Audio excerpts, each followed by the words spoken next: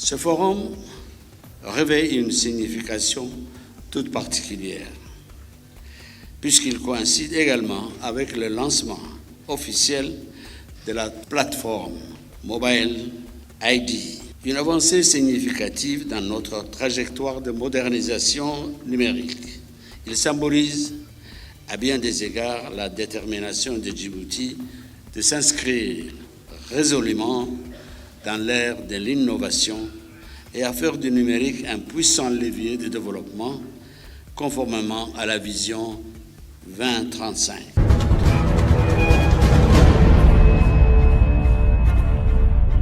Votre programme d'information avec l'UIL, l'Université internationale de Libreville, le fleuron de la formation universitaire en Afrique.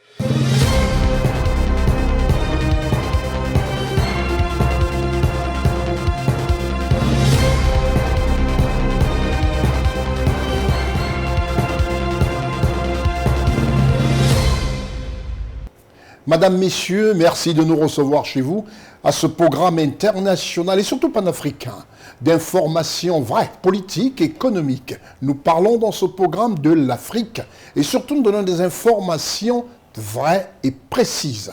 Je suis Constieka. Retrouvez aussi votre programme Constieka Weekly News sur la nouvelle chaîne gabonaise RTN, La Voix du Salut. Dans cette émission, nous irons à Djibouti, nous irons en Éthiopie, nous allons parler du Cameroun, nous allons vivre l'information en Côte d'Ivoire avec ces ambassadeurs qui ont été accrédités en Côte d'Ivoire et de nombreuses personnalités comme ça qui affluent dans ce pays qui fonctionne à merveille.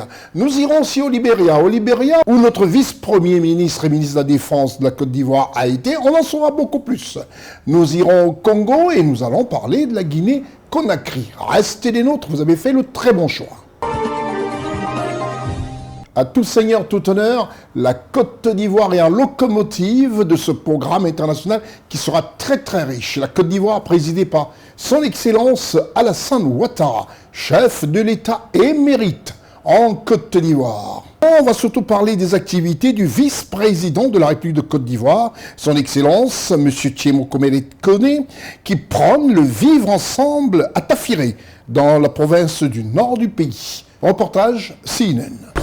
À la place Alassane Ouattara de Tafiré, les populations de Tafiré, Badikaha et Niédikaha, qui sont 3 sous-préfectures rattachées au département de Niakara-Mandougou, dans la région de Hambol, se sont massivement mobilisées pour accueillir et communier avec le vice-président de la République de Côte d'Ivoire, M. Thiemo Komele Kone. Elles se sont rassemblées en grand nombre sur ce lieu emblématique afin de témoigner de leur reconnaissance et de partager un moment fort avec le vice-président venu en leur rencontre. À son arrivée, M. Thiemo Komele Kone était venu les bras chargés de nombreux matériels destinés à améliorer leurs conditions de vie et à soutenir leurs activités quotidiennes. Parmi les dons apportés figuraient d'importantes quantités de matériel agricole, des vivres, des engins roulants, des chaises ainsi que divers ustensiles de cuisine destinés aux ménages et aux structures collectives. Cet appui matériel vise clairement à favoriser l'autonomisation des populations et leur épanouissement. Ces dons incluent également une ambulance médicalisée flambant neuve pour le centre de santé de Sukaf.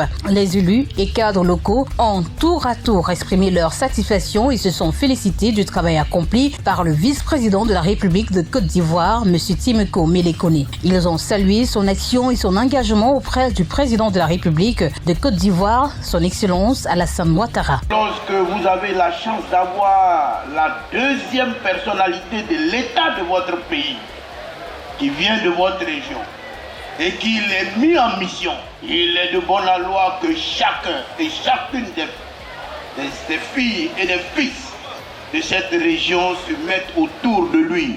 Et c'est ce que nous avons fait. Sensible à cette marque de confiance, le vice-président de la Côte d'Ivoire, M. Thiemo Komele Kone, a appelé les populations de Hambol à travailler pour renforcer la paix, l'unité et la coexistence harmonieuse. Nous devons renforcer notre cohésion, notre union, notre solidarité. Et ce n'est que ce faisant que nous allons soutenir le président Alassane Ouattara dans ses actions pour le développement de la Côte d'Ivoire et pour le bien-être de tous les Ivoiriens. Un instant de partage dans une atmosphère festive qui renforce les liens de proximité entre le vice-président de la République de Côte d'Ivoire, M. Thémi Koumélé Koné, et les habitants de Tafiré, Badikaha et Niédiekaha, dont il est originaire.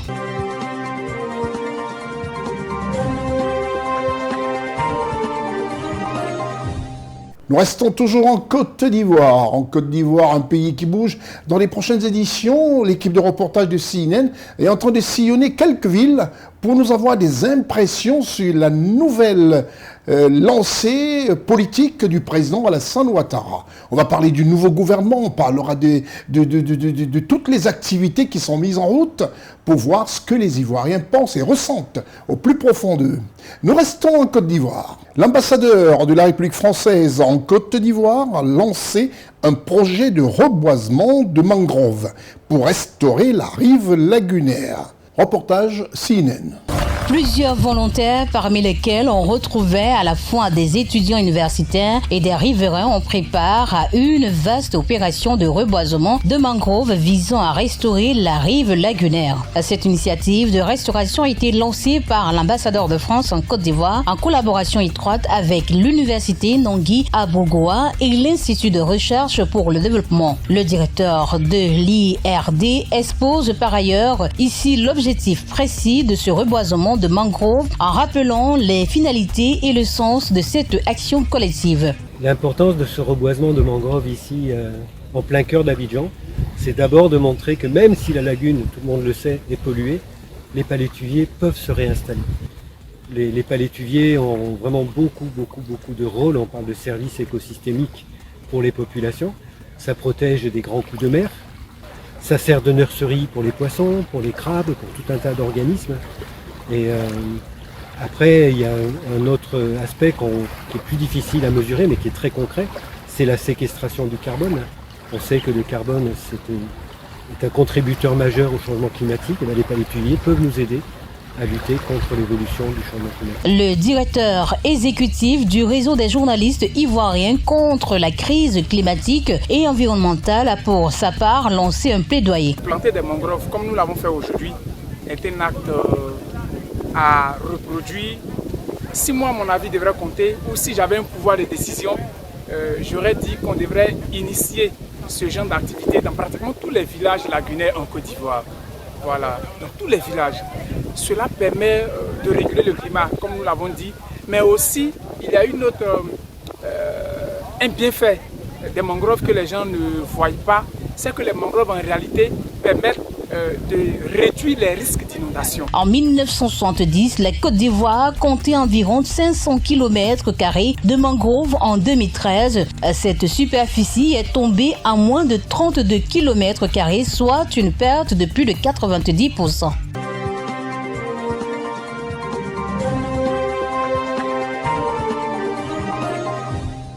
Et toujours, comme je vous l'ai dit, en Côte d'Ivoire, s'il faut s'adresser à nos amis du Proche-Orient et du Moyen-Orient, la Côte d'Ivoire est située en Afrique de l'Ouest, c'est dans la CEDEAO, et c'est présidé par un homme très averti qui connaît la planète, qui connaît le monde économique. Il s'agit du président de la République, son Excellence Alassane Ouattara, président récemment élu pour son deuxième mandat de la Troisième République. En Côte d'Ivoire, le président Alassane Ouattara, chef de l'État et président de la République, a reçu en entretien, mardi 10 février dernier, M. Kenji Okamura, directeur général adjoint du Fonds monétaire international, en sigle FMI. Souvent on se pose la question, quand deux personnalités comme ça se rencontrent, et surtout quand l'un est passé là où l'autre est installé, qu'est-ce qu'ils peuvent bien se dire? Enfin, on regarde notre reportage assuré par Ousmane Coulibaly du côté de la présidence de la République de Côte d'Ivoire.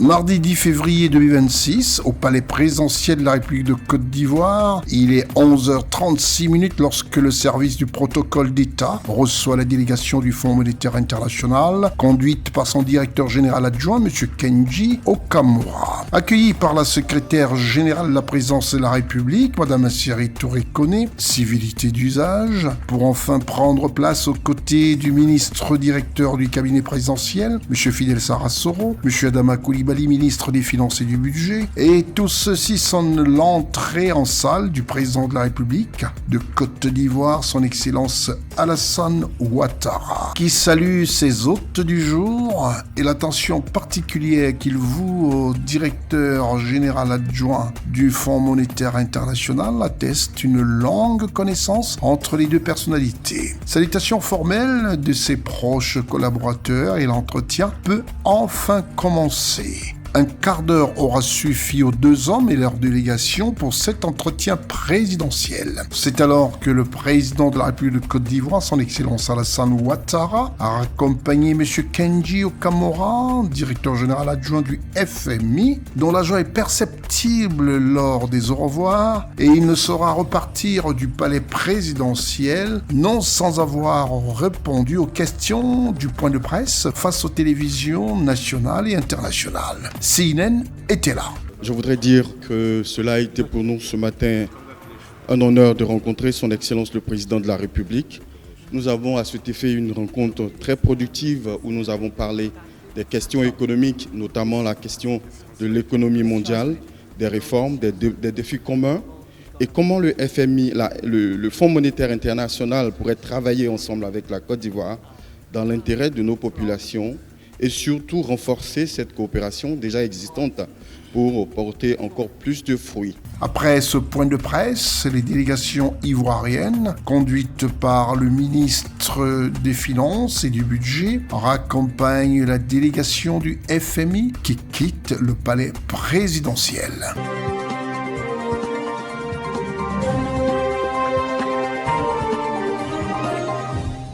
Nous allons boucler avec cette première partie de notre émission sur la Côte d'Ivoire, tout en vous rappelant que nous reviendrons dans notre grand format sur la Côte d'Ivoire avec quelque chose d'exceptionnel. Restez des nôtres sur Constieka Weekly News.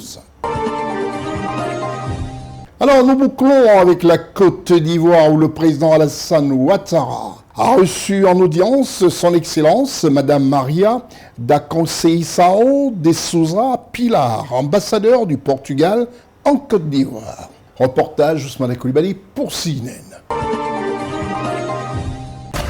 Ce jeudi 12 février 2026, il est 12h lorsqu'arrive au palais présidentiel de la République de Côte d'Ivoire son Excellence Madame Maria da Conceição de Sousa Pilar, ambassadeur de la République du Portugal en Côte d'Ivoire, pour un entretien avec son Excellence le Président de la République Alassane Ouattara, chef de l'État. Pendant un quart d'heure qui aura suffi au Président de la République, qui, malgré son agenda hyper chargé, en présence de son ministre directeur du cabinet présidentiel, M. Fidel Sarasoro, qui, à la fin de cette audience, a raccompagné Madame l'ambassadeur de la République du Portugal, qui a marqué un temps d'arrêt pour la presse nationale et internationale. CNN était là.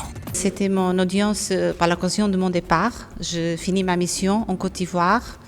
Et je vais quitter très bientôt, dans 2 semaines. Et bon, son Excellence le Président a eu la gentillesse de me recevoir.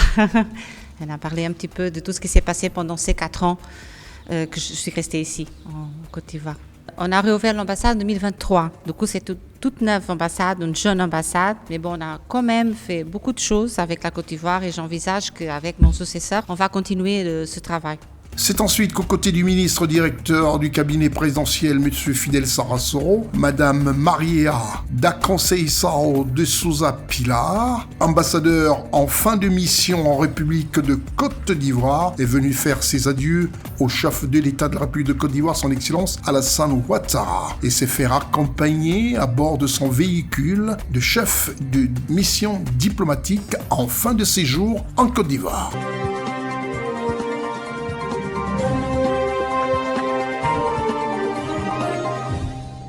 C'est avec cette première partie que nous rendons hommage et surtout nous faisons plaisir à nos 2 partenaires officiels. Ma sœur, tu connais Allo CNPS? Non, c'est quoi? Ce sont les nouveaux outils que Securis Group, partenaire de la CNPS, met à la disposition de tout le monde. Pardon? Eh oui, tu peux maintenant vérifier tes cotisations de la CNPS sur ton téléphone Android ou sur un simple téléphone. Ah bon? Oui, tu as accès à tous ces services sur WhatsApp avec un agent connecté 24h/24 où tu pourras poser les questions sur ton matricule, tes dossiers d'allocation familiale et autres prestations CNPS. Et c'est payant? C'est 750 francs CFA par mois seulement, soit 9 000 francs CFA par an, c'est donné cadeau. Mince, comment y bénéficier? Tape étoile 101 dièse, peu importe le réseau et suis juste les indications. Enfin, mes cotisations sont à portée de main. Et contactez désormais la CNPS au 83 83. Allô CNPS, vous ne serez jamais seul. L'Université internationale de Libreville, reconnue d'utilité publique grâce à son partenariat avec l'État, est un établissement privé d'enseignement supérieur à vocation scientifique et technologique composé, entre autres, de l'École polytechnique de Libreville, de la Faculté de droit et des sciences politiques, de l'Institut international de recherche biomédicale et biotechnologie, de l'Institut supérieur de gestion et d'économie appliquée, et de l'École de médecine et de pharmacie. Ouverture de la nouvelle école supérieure des sciences agronomiques en sigle ESSA et ses filières d'agronomie à l'IUL BJ dès la rentrée universitaire 2025-2026. Son ouverture sur le monde du fait de ses partenariats avec les prestigieuses universités et institutions internationales lui permettent de s'arrimer à plusieurs systèmes de formation et de délivrer des diplômes reconnus. DUT, licence, ingénieur, master recherche et professionnel, exécutive MBA, doctorat. Venez vous former à l'exécutive MBA de l'UQAM Canada au métier de l'économie, gestion, du droit et de la science politique de l'industrie médicale et pharmaceutique. Devenez technicien supérieur ou ingénieur à l'Université internationale de Libreville, le fleuron de la formation universitaire en Afrique. Qu'est-ce que ça fait plaisir de voir une Afrique qui marche et de voir comme ça comment des institutions sont en marche pour le bonheur des jeunes Africains et des Africains, surtout à l'exemple de cette université, notre partenaire officiel, l'Université internationale de Libreville, et des presque réussies des institutions telles la CNPS. On se pose la question, pourquoi la CNPS, dans différents pays africains, réussit-elle toujours? En Côte d'Ivoire, c'est pareil. C'est un pic financier quand on parle des CNPS. Réussite totale pour le bonheur des populations. Restez des nôtres, vous êtes sur Constieka Weekly News. Nous allons parler du Cameroun, la pièce maîtresse, pour ne pas dire le pays phare, locomotive de la CEMAC. Un pays qui compte quand on parle de l'Afrique centrale. Et ce pays est présidé par son Excellence Paul Biya, président de la République du Cameroun. Mais cette fois, nous allons surtout parler des activités qui sont mises en route malgré le fait que les Camerounais attendent tous le nouveau gouvernement, savoir le nouveau Premier ministre et le nouveau gouvernement après la brillante réélection du président Paul Biya à la magistrature suprême. Au Cameroun, nous allons parler de la ville de Douala. La ville de Douala et surtout de Douala 2e, la commune où le RDPC a fait son retour politique et mobilise ses troupes pour les futures échéances électorales. Avec son maire, Madame Denise Fampou, qui est toujours en pleine activité, plus que jamais et téméraire quand on parle du RDPC.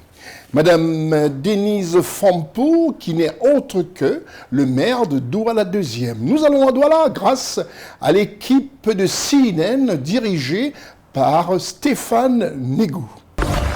C'est dans le premier étage de l'immeuble abritant le centre de la jeune fille Chantal Biya Nobel dans le 2e arrondissement de la ville de Douala qui a abrité la cérémonie de rentrée politique du Rassemblement démocratique du peuple camerounais, en abrégé RDPC, parti au pouvoir. Dans une salle archi-comble pour l'occasion, regroupant les responsables et militants de base et sympathisants de cette chapelle politique organisée en section OJRDPC, OFRDPC du Vouri 2.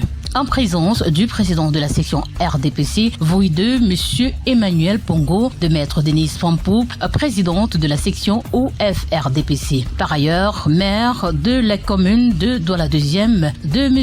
Zachary Ousseni, président de la section OJRDPC, et de M. Camille Ekindi, chef de la délégation permanente départementale du comité central du RDPC Vouri, dans une ambiance conviviale et de camaraderie. Cérémonie ponctuée par des prières œcuméniques, des acclamations et des félicitations au président Paul Biya, président de la République du Cameroun, par ailleurs président national du Parti de la Flamme Ardente, pour sa brillante victoire à l'élection présidentielle du 12 octobre dernier. Mais elle était également l'occasion idoine pour faire un bilan exhaustif de la récente élection présidentielle où le parti a subi quelques difficultés dans cet arrondissement. Maître Denise Fampou, président de la section OFRDPC, et le président de la section RDPC Vouri 2 ont appelé militants, militantes et sympathisants à redoubler d'efforts pour les prochaines élections législatives et municipales qui pointent à l'horizon, en lançant un vibrant appel aux jeunes à redoubler d'ardeur au travail, au respect des directives données par M. Zachary Ousseni, président de l'OJRDPC, s'est engagé à œuvrer davantage à mobiliser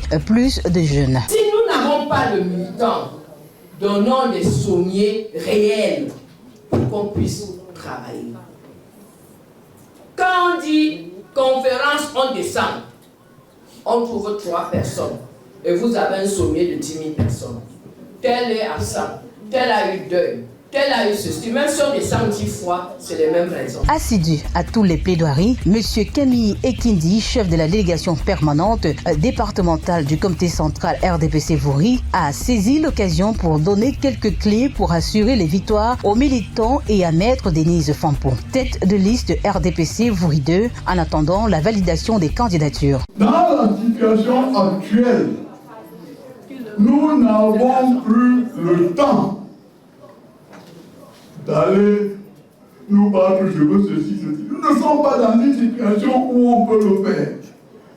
Nous sommes dans le temps de la vérification pour nous l'attraper, pour que nous puissions gagner. Cette politique a permis au RDPC, dans la zone Vouri 2, reste mobilisé et lancer un signal fort à l'opinion politique nationale et internationale, tout en restant mobilisé pour une autre victoire de cette formation politique.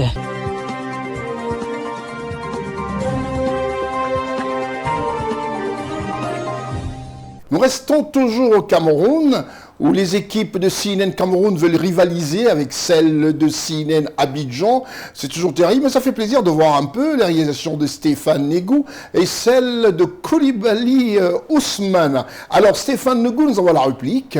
Au Cameroun, nous allons parler de la ville de Douala, la grande ville économique de Douala dans le littoral. Et cette ville a pour gouverneur M. Samuel Dieudonné Ivara Diboa, gouverneur de la région du littoral. Et là-bas, la sénatrice n'est autre que Mme Dine Bell. Et vous comprendrez pourquoi. La section OFRDPC du Vouri 1er n'est pas en reste. Elle exprime aussi sa gratitude à son Excellence M. Paul Biya à travers une cérémonie organisée à l'initiative de la sénatrice Mme Armande Dine Bell à Douala. Reportage Stéphane Negou, Janine Eta, CNN Douala. La maison du Parti du Rassemblement démocratique du peuple camerounais a servi de cadre ce dimanche à un déjeuner pour célébrer la victoire du président de la République, son Excellence Paul Biya, président national du Parti de la Flamme Ardente à l'élection présidentielle du 12 octobre 2025. En présence de M. Laurent Esso, ministre d'État, ministre de la Justice, garde des Sceaux et chef de la délégation permanente du comité central dans le littoral, de l'honorable Amandine Bell, vice-présidente du Sénat, du ministre des Sports et de l'Éducation physique, du gouverneur de la région du littoral, du président du conseil régional du littoral, des parlementaires, des autorités judiciaires, administratives, des membres du bureau politique du RDPC, des autorités religieuses et traditionnelles, ainsi que des camarades et soutiens politiques du Parti du Renouveau. À l'initiative de l'honorable Armand Dinbel, vice-présidente du Sénat, et organisée de concert avec les 6 sections RDPC dans le Vouri. Prière œcuménique cérémonique d'action de grâce, acclamations, congratulations et remerciements à travers des allocutions nourries au président de la République, son Excellence Paul Biya. Garant de la paix, de la stabilité et de la prospérité du peuple camerounais, ont meublé ce moment de partage et de communion. Initiative appréciée et saluée à sa juste valeur par le représentant du comité central du parti. Cette cérémonie était également l'occasion d'adresser une nouvelle invitation au travail, à la mobilisation et à la cohésion pour les victoires futures.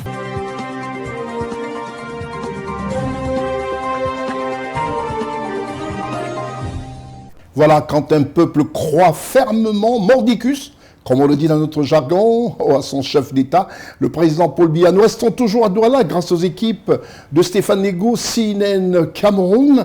Et nous allons parler de la 60e édition de la fête de la jeunesse au Cameroun. Et surtout dans le littoral. Le littoral dont le gouverneur n'est autre que M. Dieudonné Samuel Ivara Diboa. Et dans cette région du littoral, surtout sa capitale, Douala, la 60e édition de la fête de la jeunesse au Cameroun s'est déroulée dans la ferveur à Douala lors du défilé du 11 février 2026, présidé, comme je le disais tantôt, par M. Dieudonné Ivara Diboa, gouverneur du littoral. Parce que quand on parle du 11 février au Cameroun, c'est la fête de la jeunesse. Tout s'arrête, les jeunes sont à l'honneur. Reportage Stéphane Nego, Janineta pour CNN.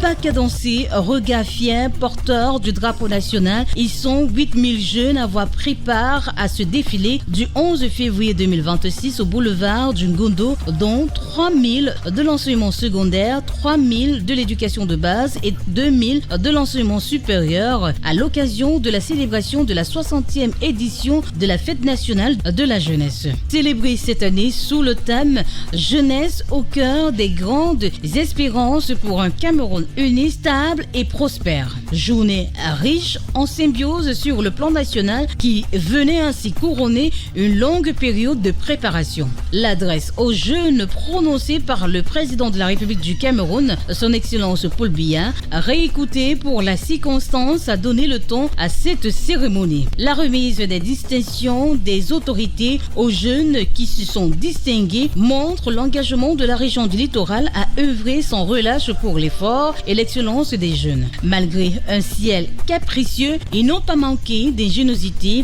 Ces jeunes des établissements scolaires, académiques des 6 arrondissements de la ville de Douala, lors de leur passage devant la tribune officielle, sous l'œil attentif du gouverneur de la région du littoral, entouré pour la circonstance des forces vives de la région du littoral, non sans arracher aux amis et familles présentes des salves d'applaudissements visiblement conquis devant cette démonstration d'engagement patriotique et ces élans d'adhésion à la vision du président de la République, son Excellence Paul Biya. Des jeunes qui n'ont pas hésité à livrer leurs impressions au micro de CNN Télévision. Nous avons écouté le discours, il y a 4 éléments qui ont retenu notre attention, notamment la reconnaissance du chef de l'État, à l'apport de la jeunesse à son élection. Donc il a reconnu que les 73% de la population que sont les jeunes ont voté massivement pour qu'il soit réélu. Et il a énoncé quelques éléments, notamment palliatifs sur l'accompagnement de la jeunesse, les 50 milliards annoncés lors de sa prestation de serment. Il a également prescrit l'endurance, la résilience, comme à l'accoutumée. Notre présence est simple, nous sommes une jeunesse de l'Église. 40 000 à travers le Cameroun, dont on pense qu'on représente un effectif considérable pour parler, n'est-ce pas, à la jeunesse camerounaise dans l'ensemble. C'est une tradition pour la JAPé de venir chaque 11 février défiler et ce n'est plus un secret. Sans la jeunesse de l'Église, n'est-ce pas, le Cameroun ne peut pas atteindre les grandes espérances promises, n'est-ce pas, par le chef de l'État. Le défilé est magnifique. Le défilé est magnifique. Il n'est jamais vu de défilé aussi bien. En tout cas, je ne sais pas comment ils sont lauréats. Je trouve que mon école, il n'a pas fait le mieux, mais bon, ils ont essayé. Non, mais le défilé était très magnifique, très présentable. Il n'y a rien à redire sur ça. Je n'ai pas l'habitude de sortir les 11 février. Bon, je ne sais pas qu'est-ce qui s'est passé aujourd'hui, mais Je suis restée à la maison aujourd'hui, mais j'avais toujours envie de sortir. Jusqu'ici, je suis très contente, je suis très ravie parce que je vois plusieurs écoles même que je ne connaissais pas encore. Je vois d'autres écoles que je connaissais, mais je suis en train de découvrir certaines écoles, surtout pour les stylistes et autres, les techniciens. Je suis très contente. C'est un discours très pertinent, monsieur. Bon, j'ai confiance à ce qu'il dit. Nous attendons seulement ce qui va se réaliser. Je suis vraiment très contente de ce qui vient de se passer. Vraiment, j'ai vraiment aimé le défilé. J'ai aimé les établissements qui ont défilé. J'ai aimé les tenues ainsi que les tenues traditionnelles. Vraiment merci. Ainsi que le discours du président de la République.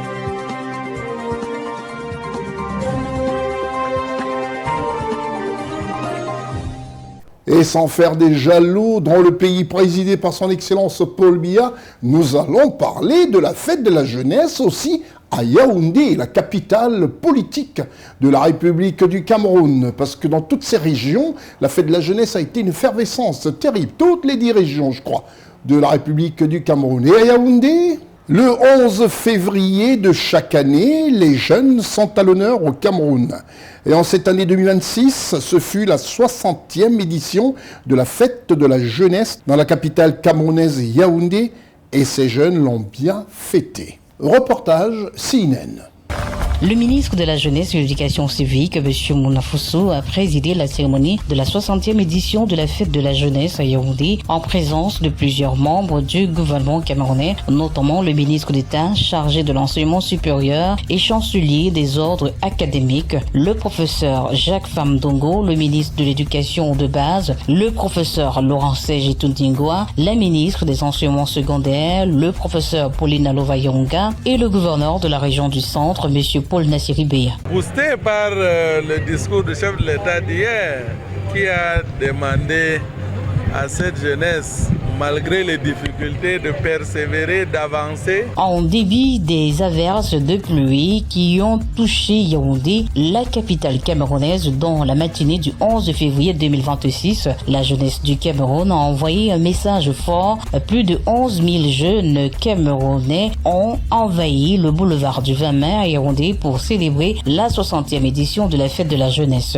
Le moment clé de la cérémonie a été les enfants dans leur enthousiasme, une illustration marquée par la conviction qui révèle la résolution de la jeunesse camerounaise engagée sur tous les fronts. Elle présente ici des clichés variés dans une ambiance joyeuse et colorée. Ensuite, le tour de l'enseignement supérieur, notamment l'université de Yaoundé 1, au rythme de la fanfare avec une démonstration de majorette et un slogan fort évocateur. Ensuite vient l'Institut africain d'informatique, l'IAI, qui s'est également démarqué par son passage remarqué des représentations saluées par le ministre de la Jeunesse et de l'Éducation civique, M. Mouna Fosso. Je pense que c'était un beau défilé qui est à la dimension des talents de la jeunesse camerounaise. Le défilé s'achève sur un message puissant. La jeunesse camerounaise demeure résolue et profondément engagée, prête à jouer un rôle actif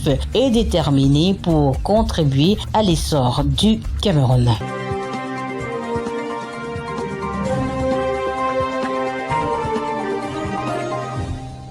Nous quittons le Cameroun pour la Guinée-Conakry. Guinée-Conakry présidée par son Excellence Mamadi Doumbouya, chef de l'État, président de la République de la Guinée-Conakry. Et en Guinée-Conakry, son Excellence Mamadi Doumbouya, chef de l'État, rassure ses compatriotes et définit l'orientation économique de la Guinée qui a pour capitale Conakry. Reportage CNN. Le président de la République de Guinée, son Excellence Mamadi Doumbouya, a présidé une rencontre de haute portée stratégique avec les forces vives de l'économie guinéenne. Cet échange franc et constructif s'inscrit au cœur des enjeux liés à la transformation économique et au développement durable de la Guinée. Quelques semaines après son investiture, le chef de l'État guinéen a tenu à rencontrer les acteurs économiques nationaux qu'il considère comme un pilier central centrale de la croissance et de la création de richesses. Le chef de l'État guinéen, son Excellence Mamadi Doumbouya, a réaffirmé l'engagement des pouvoirs publics à instaurer un climat des affaires sain, fondé sur une collaboration équilibrée, responsable et durable entre l'État et le secteur privé. Cette dynamique vise à renforcer la confiance, encourager l'investissement et soutenir la compétitivité des entreprises guinéennes. À la suite de mon investiture, j'ai tenu à vous rencontrer en priorité car je demeure convaincu que la transformation économique durable de notre pays repose sur un secteur privé plus fort, responsable et pleinement engagé aux côtés de l'État. L'État continuera d'agir pour créer un environnement favorable à l'investissement, à l'innovation, à la compétitivité et à l'émergence. Les réformes engagées pour moderniser l'administration, améliorer le climat des affaires et renforcer la transparence se poursuivront. Avec détermination dans le cadre de ma vision Simandou 2040 qui vise une croissance inclusive, responsable et génératrice d'emplois durables. À l'approche du mois saint de Ramadan, période de solidarité, de partage et de responsabilité collective, j'invite l'ensemble des opérateurs économiques à œuvrer activement pour l'allègement du coût des produits de première nécessité. Ce geste contribuera directement à la conservation du pouvoir d'achat de nos concitoyens et au bien-être de nos populations. L'État, pour sa part, a déjà consenti les efforts importants, notamment la suppression des surestaries jusqu'au 31 mars prochain, ainsi que l'ouverture du port autonome de Conakry 24h/24 et 7/12/7, afin de fluidifier les importations, réduire les coûts logistiques et soutenir l'activité économique. Ces mesures s'inscrivent dans une volonté constante d'accompagner le secteur privé, les commerçants, les producteurs et l'ensemble des acteurs économiques. Je souhaite également partager avec vous ma vision de façon très claire en faveur du contenu local et de la souveraineté économique. Notre ambition est sans équivoque. Produire, transformer et commercialiser davantage de produits locaux afin de renforcer durablement notre sécurité alimentaire. Créer de la valeur sur notre territoire national et consolider notre indépendance économique. Cette orientation constitue une priorité absolue pour les années à venir. Soyez rassurés que l'État continuera à prendre toutes les dispositions nécessaires pour soutenir vos activités, encourager l'investissement productif et renforcer notre partenariat stratégique au service du développement national et du bien-être de nos populations. Ensemble, dans un esprit de confiance, de responsabilité et de patriotisme économique, poursuivons la construction d'une économie prospère, résiliente et durable pour notre pays. Cette rencontre marque une étape importante dans le dialogue entre l'État et le secteur privé et traduit la volonté affirmée du chef de l'État guinéen de bâtir une économie inclusive, performante et résiliente au service de la croissance, de la création d'emplois et du bien-être des populations guinéennes.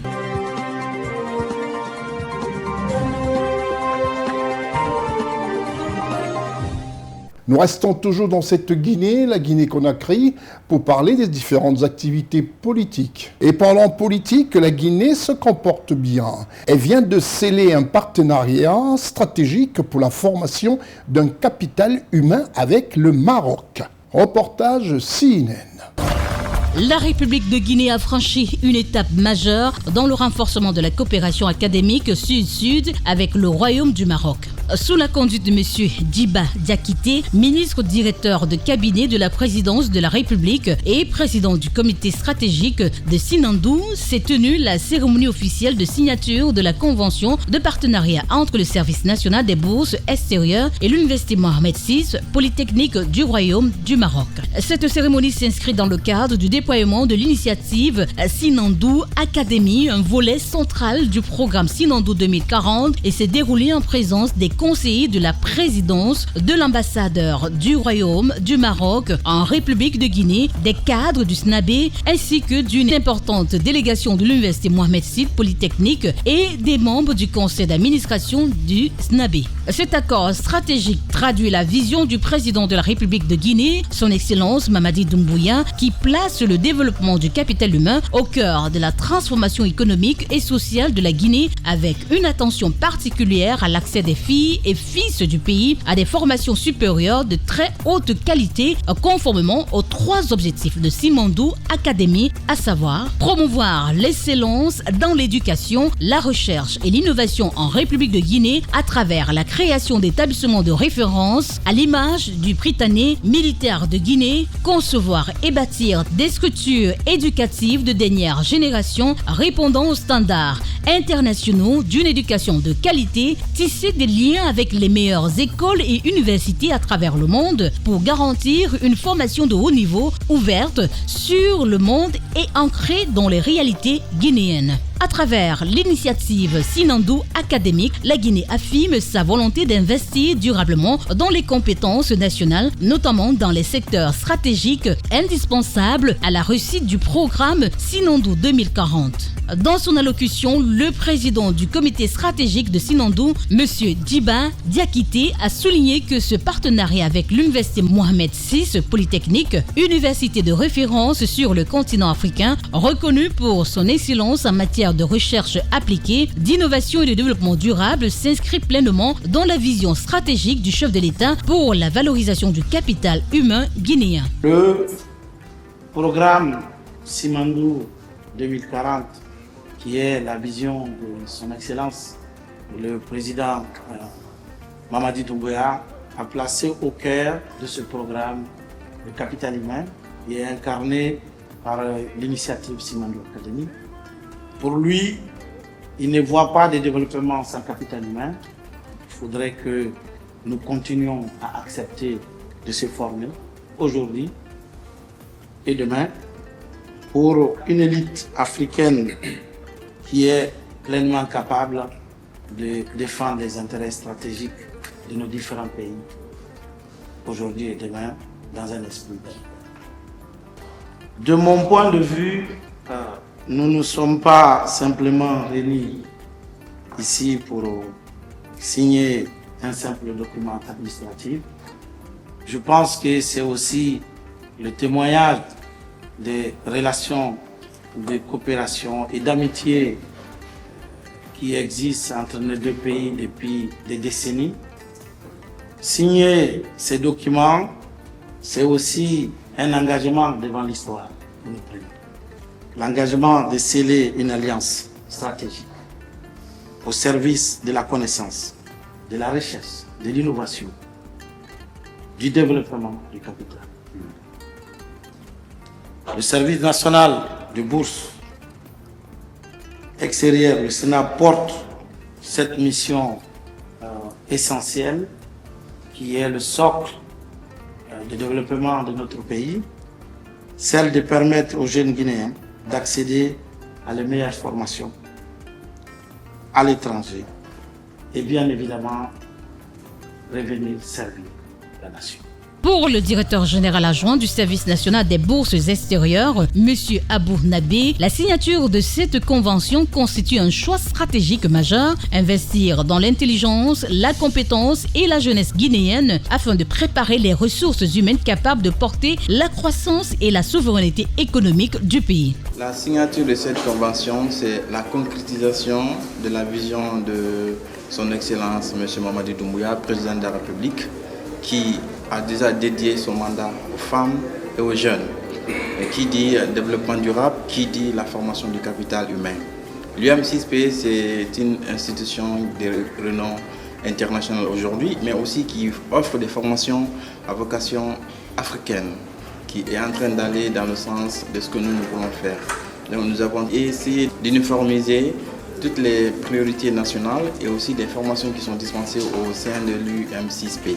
La convention porte notamment sur la collaboration académique et scientifique, l'engagement conjoint dans la formation des étudiants guinéens ainsi que la mise en place de mécanismes de suivi et d'évaluation garantissant la performance et la durabilité du partenariat. Nous sommes venus ici pour signer une convention avec le SNAP. Il faut savoir que l'université Mohamed VI Polytechnique est une université pluridisciplinaire qui a été inaugurée en 2017, qui compte déjà 3 campus et qui intervient sur divers domaines stratégiques tels que les sciences et la technologie, tout ce qui est les domaines médicaux, tout ce qui est la gouvernance et aussi le business et management.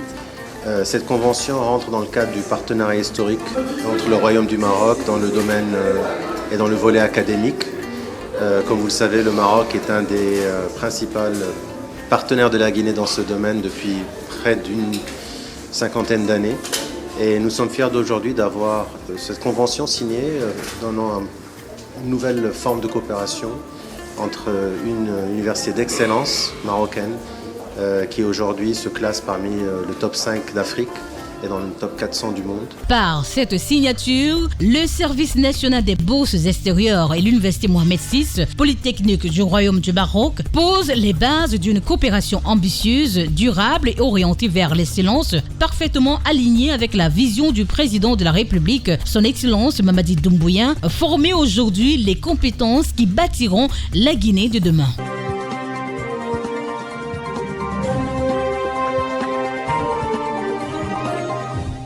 C'est avec cette information que nous offrons encore un clin d'œil à nos partenaires officiels, l'UIL et la CNPS. Ma sœur, tu connais Allo CNPS? Non, c'est quoi? Ce sont les nouveaux outils que Sécuris Group, partenaire de la CNPS, met à la disposition de tout le monde. Pardon? Eh oui, tu peux maintenant vérifier tes cotisations de la CNPS sur ton téléphone Android ou sur un simple téléphone. Ah bon? Oui, tu as accès à tous ces services sur WhatsApp avec un agent connecté 24h/24 où tu pourras poser les questions sur ton matricule, tes dossiers d'allocation familiale et autres prestations CNPS. Et c'est payant? C'est 750 francs CFA par mois seulement, soit 9 000 francs CFA par an, c'est donné cadeau. Mince, comment y bénéficier? Tape étoile 101 dièse, peu importe le réseau et suis juste les indications. Enfin, mes cotisations sont à portée de main. Et contactez désormais la CNPS au 83 83. Allô CNPS, vous ne serez jamais seul.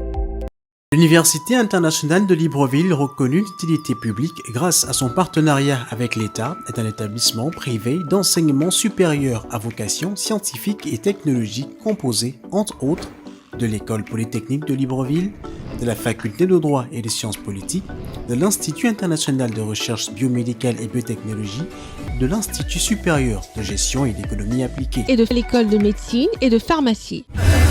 Ouverture de la nouvelle école supérieure des sciences agronomiques, en sigle ESSA, et ses filières d'agronomie à l'IUL BJ dès la rentrée universitaire 2025-2026. Son ouverture sur le monde du fait de ses partenariats avec les prestigieuses universités et institutions internationales lui permettent de s'arrimer à plusieurs systèmes de formation et de délivrer des diplômes reconnus. DUT, licence, ingénieur, master recherche et professionnel, exécutive MBA, doctorat.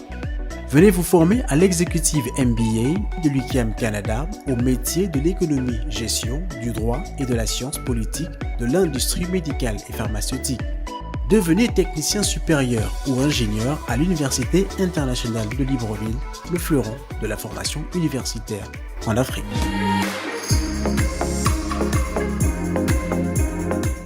Direction le Congo-Brazzaville. Le Congo-Brazzaville, présidé par son Excellence M.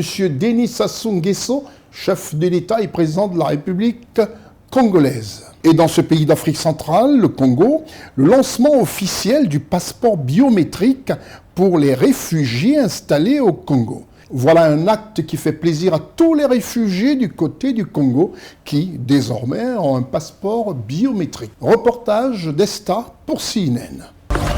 En République du Congo, une nouvelle étape vient d'être franchie en faveur des personnes réfugiées avec le lancement officiel du titre de voyage biométrique des réfugiés. La cérémonie présidée par le ministre Jean-Claude Ngakoso s'est tenue le 6 février 2026 au ministère des Affaires étrangères, de la francophonie et des Congolais de l'étranger en présence du ministre des Affaires sociales, du coordonnateur du système des Nations Unies au Congo, des partenaires techniques HCR et des représentants des communautés réfugiées.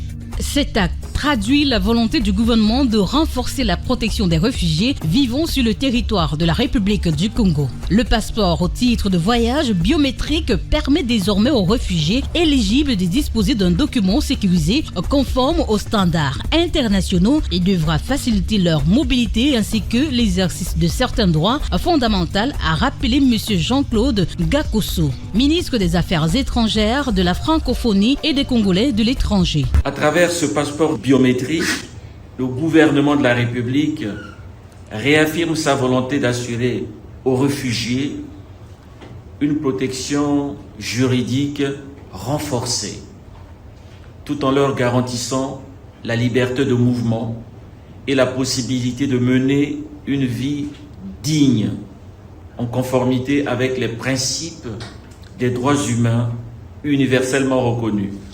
La remise de ces documents hautement sécurisés ne constitue pas seulement un geste administratif, elle traduit également la solidarité du peuple congolais envers ceux qui, contraints par la guerre, la persécution ou l'instabilité, bénéficient de l'hospitalité de notre terre généreuse. Le point culminant de la cérémonie a été la remise symbolique de passeports à un groupe de 10 réfugiés provenant entre autres du Rwanda, de la République centrafricaine, de la République démocratique du Congo, de Côte d'Ivoire, du Cameroun et du Soudan. Permettez-moi de rappeler que le Congo demeure fidèle à sa tradition de pays d'accueil.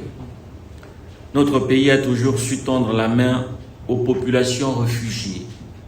Vous recevrez le symbole de la reconnaissance de vos droits et de la protection internationale que vous confère la République du Congo.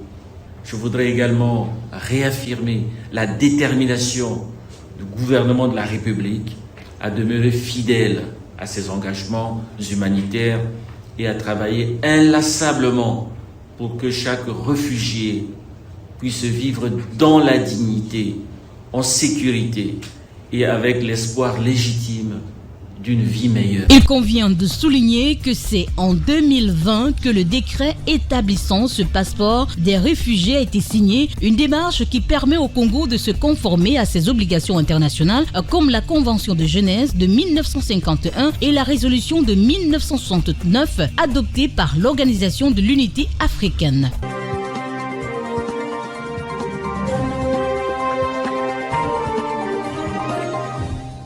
Nous restons toujours au Congo. Je demande quand même à Marcel de nous montrer un peu cette belle forêt du Congo et nos deux tours jumelles, les deux belles tours jumelles du Congo, Brazzaville. Ça fait plaisir de voir ces tours jumelles qui donnent comme ça envie à nombreux des Africains d'aller faire un tour au Congo. Nous restons toujours dans ce Congo.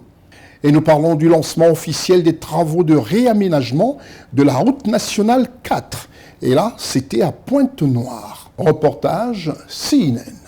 À Pointe-Noire, le chef de l'État congolais, son Excellence Denis Sassou Nguesso, a procédé le lundi 9 février 2026 au lancement officiel des travaux de réaménagement de la route nationale numéro 4 Pointe-Noire-Cabinda dans son tronçon de la Stèle de la Liberté au terminal pétrolier de Djeno. Sur un linéaire de 15 km 400, principale voie d'accès au complexe industriel pétrolier de Djeno, ce tronçon connaît une augmentation de trafic urbain due à l'expansion rapide de la ville de Pointe-Noire. Ce projet structurant s'inscrit dans la vision du chef de l'État congolais en matière de développement des infrastructures, d'intégration régionale et de diversification économique, visant à améliorer durablement la mobilité des personnes et des biens, à renforcer la connectivité entre les zones économiques clés de Pointe-Noire et à soutenir les activités industrielles et portuaires, notamment dans la zone de Djeno. De ce fait, la dégradation avancée de certains segments de la route nationale numéro 4 entraîne des congestions fréquentes et complique considérablement la circulation des convois lourds et des véhicules de gabarit exceptionnel indispensables aux opérations pétrolières, constituant ainsi un frein majeur à l'efficacité logistique du secteur pétrolier. La réhabilitation de cet axe vital de la route nationale numéro 4 répond à des enjeux stratégiques majeurs, sécurité routière, fluidité du trafic, désenclavement économique et attractivité des investissements. Elle contribue également au renforcement des échanges transfrontaliers avec la République d'Angola,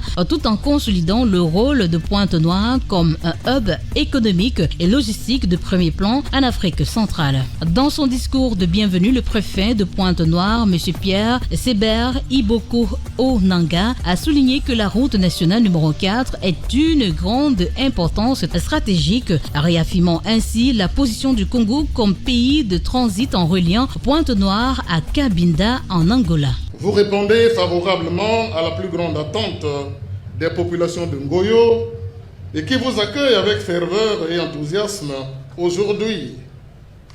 Le calvaire de ces populations ne sera bientôt qu'un lointain souvenir grâce à votre pragmatisme. Au nom des entreprises du groupe contracteur du terminal pétrolier de Djeno, qui comprend la SNPC, Total Energy et P-Congo, Denis et Perenco, le directeur général de Total Energy et P-Congo, M.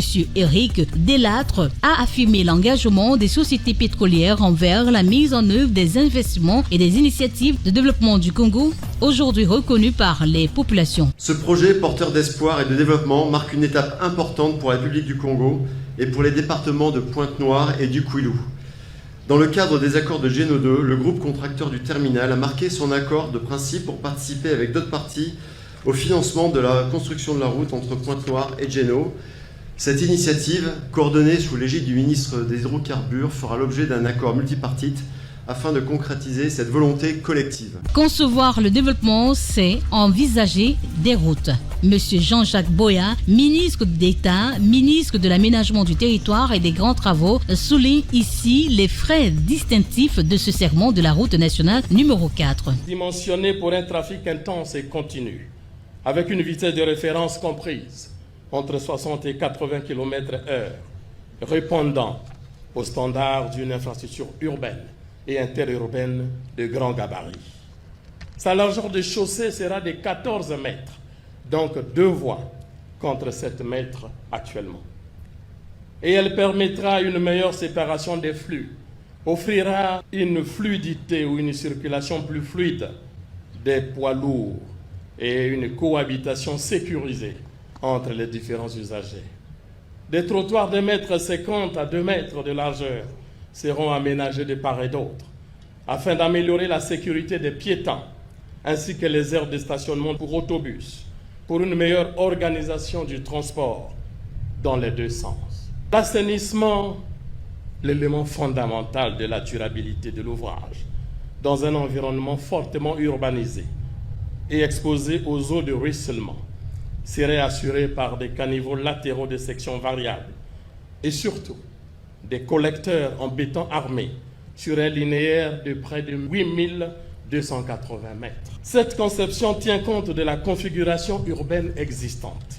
Elle a été pensée pour maîtriser efficacement les écoulements naturels, protéger durablement la chaussée et préserver les infrastructures riveraines, tout en réduisant les risques de dégradation prématurée de l'ouvrage. C'est avec une fervente passion des populations présentes que le président congolais, son Excellence Denis Sassou Nguesso, a lancé le début des travaux de construction de ce segment de la route nationale numéro 4 qui sera réalisé par l'entreprise China State Construction Engineering Corporation sous la supervision du groupe BCBTP Technique Congo. Le coût total des travaux s'élève environ à 42 milliards de francs CFA.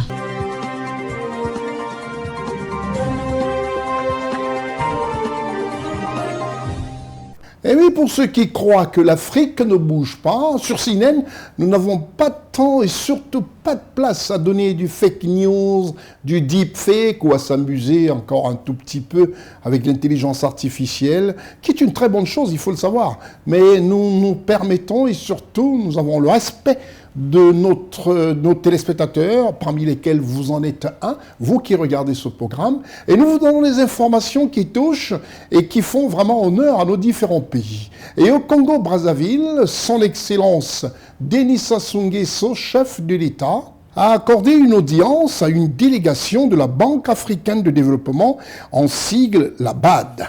Reportage CNN.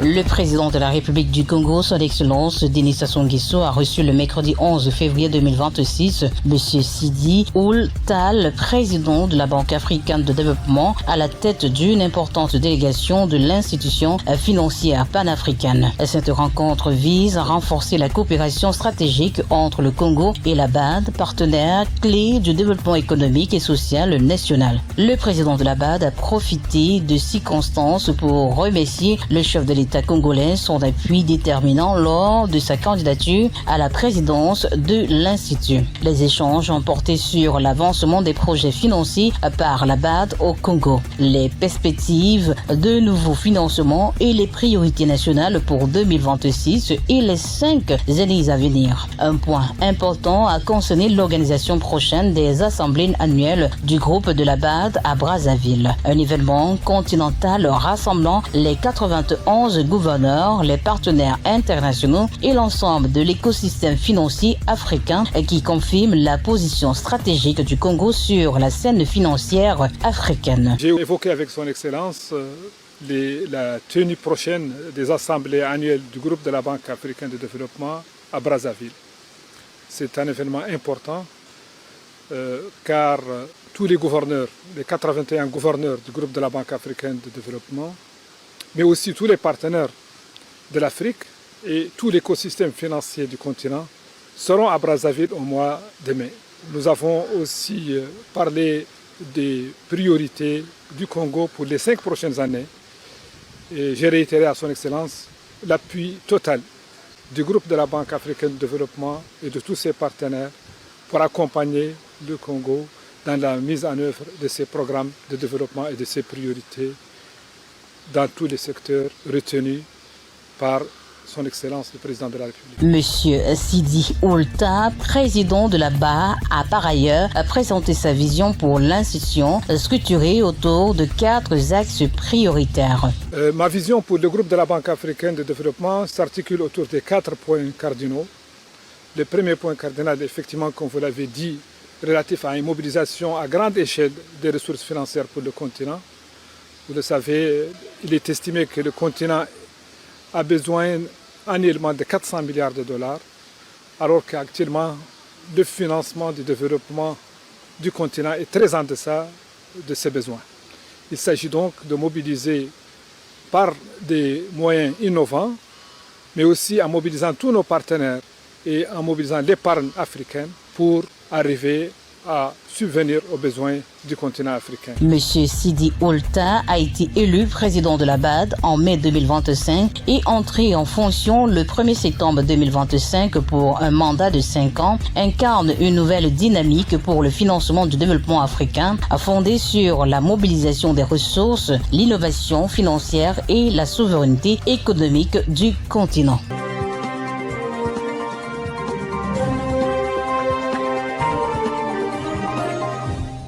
Nous quittons le Congo pour le Libéria. Et au Libéria, le vice-premier ministre de la République de Côte d'Ivoire, ministre de la Défense, M. Téné Birahim Ouattara, a séjourné. Les raisons, vous en saurez beaucoup plus. Le vice-premier ministre, ministre de la Défense de Côte d'Ivoire, M. Téné Birahim Ouattara, a pris part à la journée de l'armée du Libéria à Monrovia. Ce fut la 69e édition. Reportage CNN. En sa qualité d'invité spécial, M. Téné Birahima Ouattara, vice-premier ministre, ministre de la Défense de Côte d'Ivoire, a participé le mercredi 11 février 2026 à Monrovia à la 69e célébration de la journée de l'armée du Libéria. Cette cérémonie solennelle a mis à l'honneur l'engagement, le professionnalisme et le sens du devoir des forces armées libériennes. Elle s'est tenue sur l'esplanade du ministère de la Défense du Libéria. Après la revue des troupes par le chef de l'État libérien, son Excellence Joseph Boaké, commandant en chef des forces armées, les temps forts sont inclus la distinction de personnalités civiles et militaires, dont des invités de marque venus de la sous-région. Monsieur Téné Birahima Ouattara, vice-premier ministre, ministre de la Défense de Côte d'Ivoire, a également été distingué. En recevant cet honneur, il a exprimé au nom du président de la République de Côte d'Ivoire, son Excellence Alassane Ouattara, la reconnaissance de la nation ivoirienne. Nous sommes venus ici au nom de son Excellence M. Alassane Ouattara, président de la République de Côte d'Ivoire, chef suprême des armées de Côte d'Ivoire, pour porter un message de fraternité et d'amitié à la République sœur du Libéria. Ce fut l'occasion pour nous de partager avec les forces armées du Libéria des moments de festivité et d'hommage. Comme vous le savez, la Côte d'Ivoire et le Libéria ont connu des moments difficiles dans leur histoire récente et notre frontière commune a été le théâtre de toutes sortes de criminalités. Grâce à la synergie des efforts de nos deux armées, les populations vivent mieux à présent.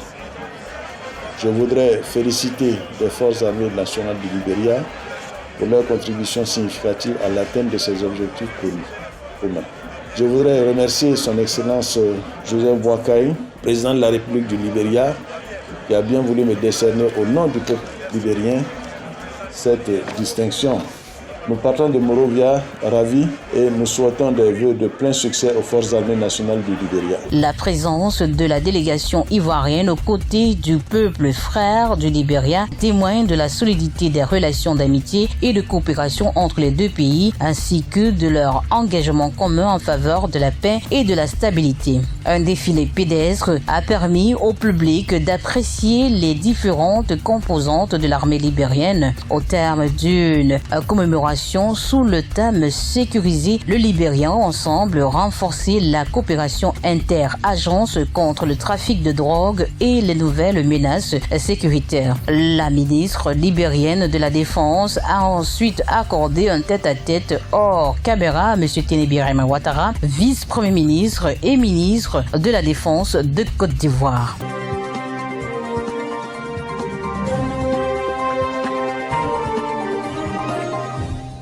Nous quittons le Libéria pour l'Éthiopie. L'Éthiopie, qui est présidée par son Excellence, M. Tayaske Selassie, est un pays qui aussi fait de merveilles et surtout très reconnu pour abriter le siège de l'Union africaine. Et nous allons parler de la 39e session ordinaire de la conférence des chefs d'État et de gouvernement de l'Union africaine. Direction l'Éthiopie, reportage CNN.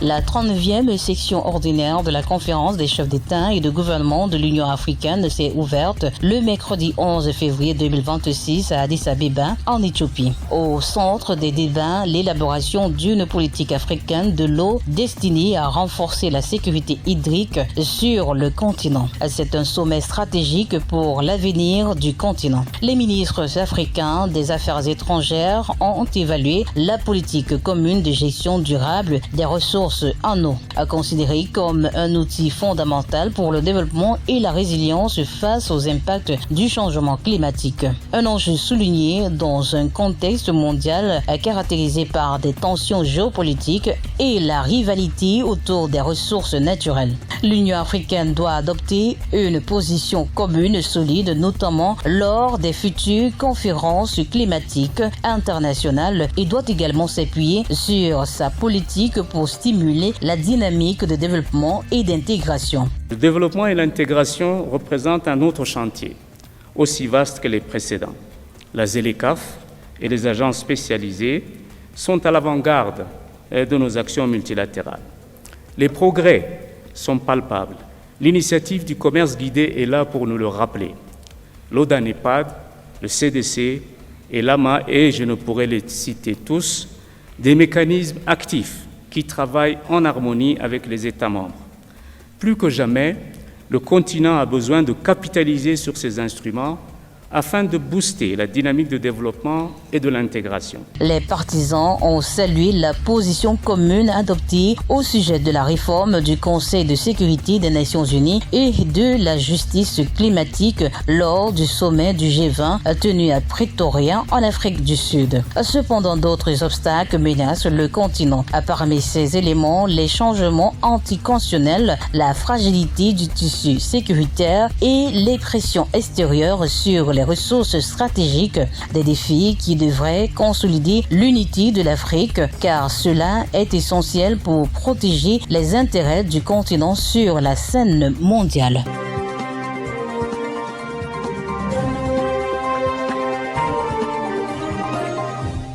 Nous quittons l'Éthiopie pour Djibouti. Et à Djibouti, le président de la République, chef de l'État, n'est autre que M. Ismaël Omar Guelleh. Son Excellence Ismaël Omar Guelleh a lancé la plateforme mobile IDI. Reportage CNN. Le chef de l'État djiboutien, son Excellence Ismaël Omar Guelleh, a présidé le lancement du Forum national sur l'identité numérique le lundi 9 février 2026 au Palais du Peuple de Djibouti City. À son arrivée, il a été accueilli par le ministre de la Justice et Premier ministre par intérim, M. Ali Hassan Badom, le ministre de l'Intérieur, M. Saïd Nou Hassan, et la ministre déléguée à l'économie numérique et à l'innovation, Mme Mariam Amadou Ali. Au-delà de leur rôle technique, le Forum national sur l'identité numérique et le lancement de la plateforme Mobile ID a également été une opportunité d'échange et de comparaison avec les expériences régionales, encourageant ainsi le partage de bonnes pratiques et l'adaptation de modèles aux particularités nationales. En rassemblant ces décideurs, experts et acteurs du secteur numérique, ce forum a facilité l'établissement d'une vision partagée et plus claire sur l'avenir de l'identité collective à Djibouti. En mettant l'accent sur l'importance de développer des services numériques sûrs et fiables, le forum coïncide avec le lancement de la plateforme Mobile ID. Le président djiboutien, son Excellence Ismaël Omar Guelleh, a ensuite visité les divers stands proposés par les acteurs économiques du secteur numérique national. Dans le même élan, la cérémonie de clôture du Forum national sur l'identité numérique, marquée par le lancement officiel du Mobile ID, s'est tenue dans une atmosphère joyeuse et haute en couleurs. L'événement a été marqué par des performances musicales et humoristiques. La ministre déléguée à l'économie numérique et à l'innovation, Mme Mariam Amadou Ali, a déclaré, je cite, « Nous ne lançons pas seulement un projet, mais nous posons les bases d'une administration plus efficace, plus sûre et plus proche des citoyens. » Permettez-moi, Excellence, Monsieur le Président, de vous remercier sincèrement pour votre présence à la clôture de ce forum national consacré à l'identité numérique. Votre participation à cet événement a une portée particulière et souligne l'importance stratégique de ces chantiers pour notre pays.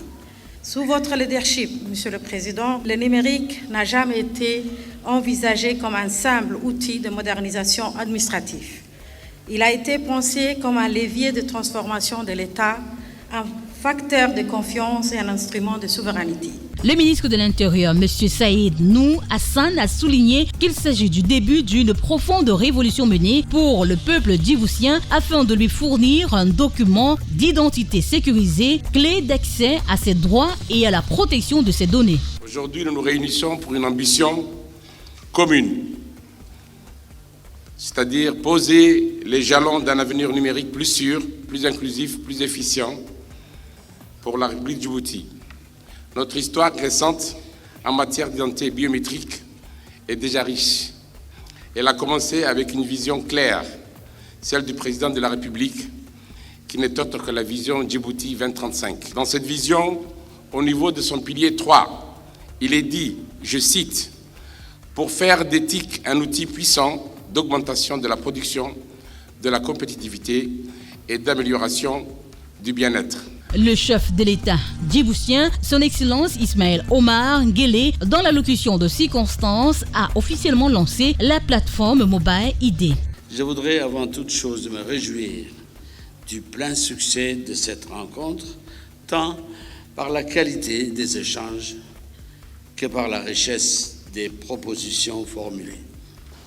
Ce forum revêt une signification toute particulière, puisqu'il coïncide également avec le lancement officiel de la plateforme Mobile ID, une avancée significative dans notre trajectoire de modernisation numérique. Il symbolise à bien des égards la détermination de Djibouti de s'inscrire résolument dans l'ère de l'innovation et à faire du numérique un puissant levier de développement conformément à la vision 2035. Avec ce lancement, la République du Djibouti a fait le choix d'investir dans l'innovation, dans les infrastructures numériques, dans les compétences et dans les écosystèmes numériques.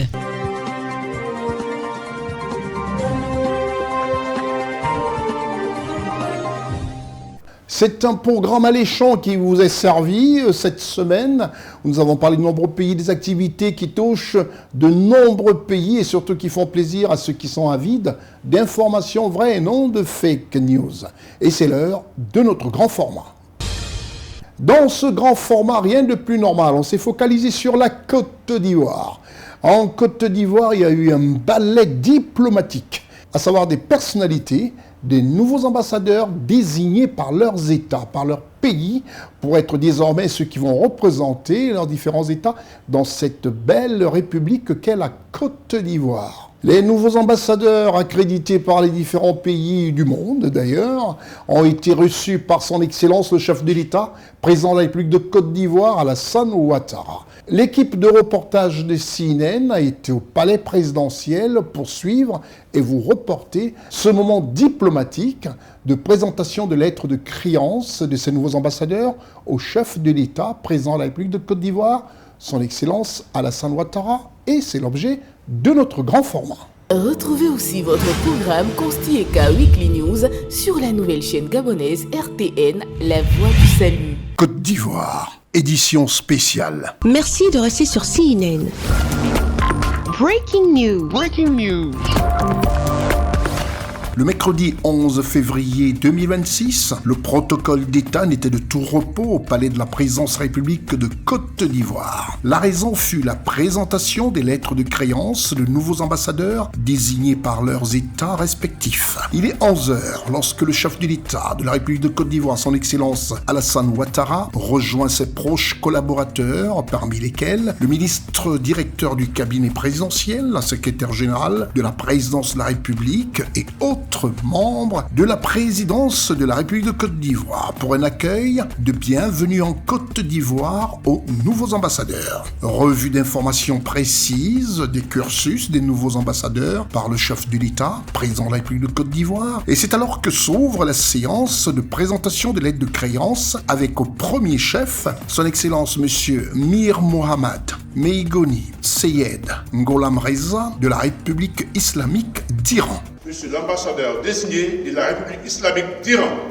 Marié et père de 2 enfants, il s'exprime en français et en anglais. Son cursus universitaire va de 1996 à 2015, où il obtient une licence de français de la faculté du ministère des Affaires étrangères. En 2001, une licence en droit de l'université Azad islamique de Téhéran. Et en 2015, une maîtrise en géographie politique de l'université Azad islamique de Téhéran. De 2023 jusqu'en septembre 2025, il est directeur général de la Direction générale du bâtiment et de la logistique, avant d'être désigné ambassadeur de la République islamique d'Iran en Côte d'Ivoire. Excellence, Monsieur le Président de la République, j'ai l'honneur de vous présenter les lettres de rappel de mon prédécesseur et les lettres par lesquelles Son Excellence Monsieur Dr Massoud Pezeshkian, le Président de la République islamique d'Iran, m'a crédité auprès de votre Excellence en qualité d'ambassadeur de la République islamique d'Iran.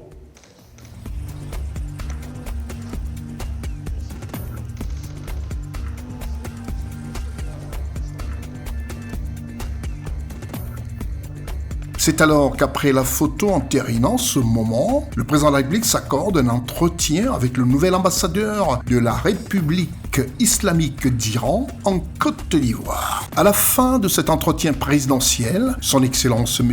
Mirohamad Meigoni Seyed Ngolam Reza, sur le perron de la présidence de la République de Côte d'Ivoire, a rendu public l'essence de son entretien avec le président de la République de Côte d'Ivoire, son Excellence Alassane Ouattara, face aux médias nationaux et internationaux, dont CNN. Cette audience a constitué une occasion précieuse d'examiner l'état des relations bilatérales et de définir les perspectives de leur approfondissement et de leur développement futur. À cette occasion, j'ai transmis à son Excellence les salutions chaleureuses de son Excellence, M. Dr Pezeshkian, le président de la République islamique d'Iran, en soulignant l'importance du renforcement et développement des relations dans le domaine de l'intérêt commun de deux pays, notamment dans le secteur économique, culturel, scientifique, éducatif et sportif. C'est alors que sont rendus au nouvel ambassadeur de la République islamique d'Iran les premiers honneurs militaires de sa prise de fonction en Côte d'Ivoire par la garde présidentielle.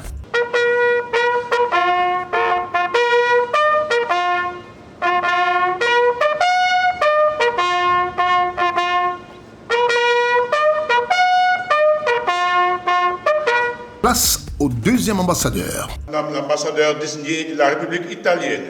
Son Excellence Madame Roberta Di Lesse, cette native de la ville de Rome.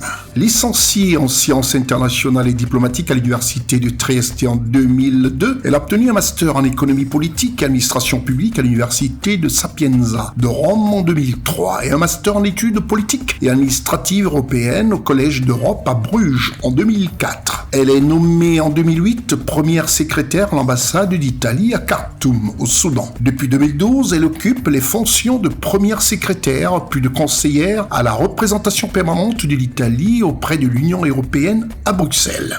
Excellence, Monsieur le Président de la République, j'ai l'honneur de vous présenter les lettres de rappel de mon prédécesseur et les lettres par lesquelles Son Excellence, Monsieur Sergio Mattarella, m'accrédite auprès de Votre Excellence en qualité d'ambassadeur extraordinaire et plénipotentiaire de la République italienne. Doit-on préciser qu'en 2016, le nouvel ambassadeur de la République d'Italie en Côte d'Ivoire revient à Rome pour prendre ses fonctions au sein de l'unité de crise du secrétariat général du ministère des Affaires étrangères. En 2019, elle est nommée conseillère, puis première conseillère à l'ambassade d'Italie à Beyrouth, au Liban. En 2023, elle assume la fonction de régente de l'ambassade d'Italie à Damas. En 2024, elle revient à Rome pour occuper le poste de chef de bureau à la direction générale des affaires politiques. C'est en 2025 qu'elle est nommée ambassadrice d'Italie auprès de la République de Côte d'Ivoire, également accréditée pour le Libéria et la Sierra Leone. Après un bref entretien avec son Excellence le Président Alassane Ouattara, chef d'État de Côte d'Ivoire, c'est alors que le nouvel ambassadeur de la République d'Italie en Côte d'Ivoire va rejoindre le pupitre placé sur le perron du palais présidentiel pour son point de presse. La Côte d'Ivoire est un pays prioritaire dans la stratégie italienne pour l'Afrique, le plan Mattei, et aussi un pays prioritaire pour la coopération en général. Donc, on a parlé des relations politiques, de son excellent souvenir de la visite de notre président, son Excellence Sergio Mattarella, ici en Côte d'Ivoire, et de très bonnes relations entre nos chefs d'État. Honneur militaire de la nation ivoirienne.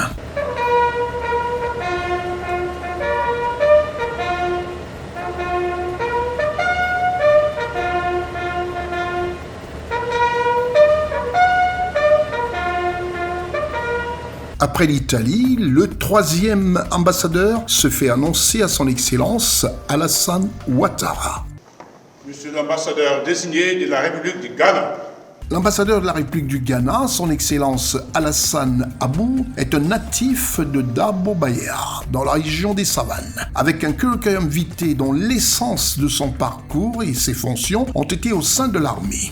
Your Excellency, I have the honor to present to you the letters of recall of my predecessor and the letters by which His Excellency Mr. John Dramani Mahama, President of the Republic of Ghana, accredits me, Your Excellency, as Ambassador Extraordinary and Plenipotentiary of the Republic of Ghana. C'est dans la langue de Shakespeare qu'il s'est exprimé, c'est dans cette langue de Shakespeare que maîtrise à souhait le président de la République de Côte d'Ivoire, son Excellence Alassane Ouattara, qu'ils s'exprimeront pendant leur entretien. Notons qu'il fut précédemment attaché de défense à l'ambassade du Ghana aux États-Unis avant de rejoindre la Côte d'Ivoire. Nous avons plusieurs points en commun, ce qui est important pour le Ghana l'est aussi pour la Côte d'Ivoire. Sous le leadership du président Alassane Ouattara, nous avons donc atteint ce niveau d'accord que nous appelons l'accord de partenariat stratégique. Et nous comptons renforcer d'ailleurs cet accord de partenariat stratégique qui couvre notamment les domaines de la sécurité, du commerce et de l'économie. Nous comptons également renforcer toutes ces choses pour le bien de nos deux populations. Honneur militaire à son tour pour un Akwaba bien fraternel en Côte d'Ivoire.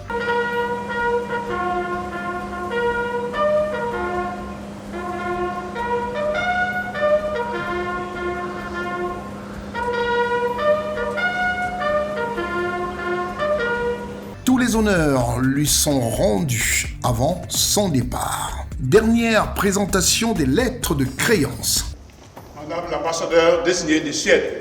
Madame Catherine Manson boucle la liste des ambassadeurs qui présentent leurs lettres de créance ce jour au chef de l'État de Côte d'Ivoire. Notons que son Excellence Madame Catherine Manson, nouvelle ambassadeur de la République de Suède en Côte d'Ivoire, est mère de 2 enfants et une expérience professionnelle des plus abouties. Elle s'exprime dans sa langue maternelle le suédois et couramment en anglais, couramment en français, avec un niveau intermédiaire en espagnol. Excellence, Monsieur le Président de la République, j'ai l'honneur de vous présenter les lettres de rappel de mon prédécesseur, et les lettres par lesquelles Sa Majesté le roi de Suède, Carl XVI Gustaf, m'accrédite auprès de Votre Excellence en qualité d'ambassadeur extraordinaire et plénipotentiaire de Suède.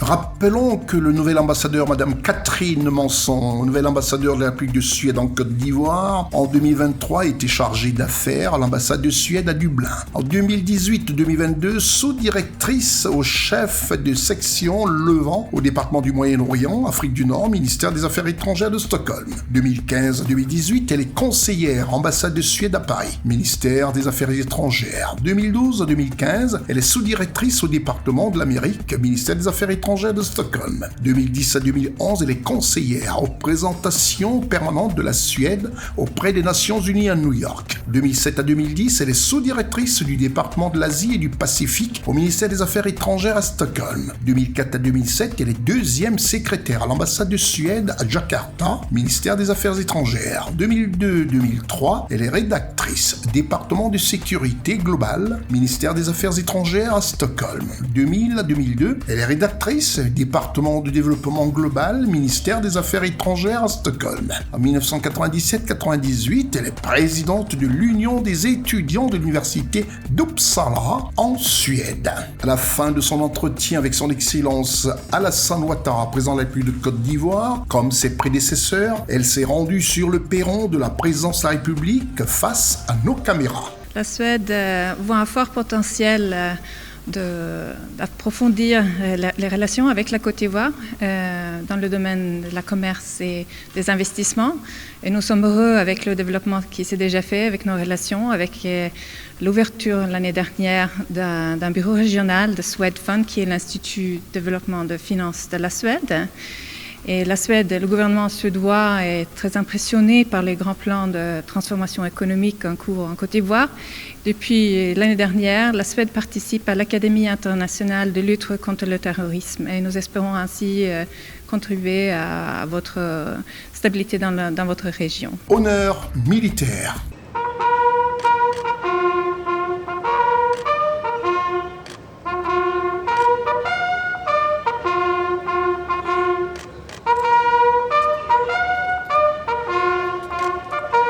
Dans dans le pur respect des ordres diplomatiques et du protocole présidentiel, elle quitte le palais présidentiel en cette journée du mercredi 11 février 2026.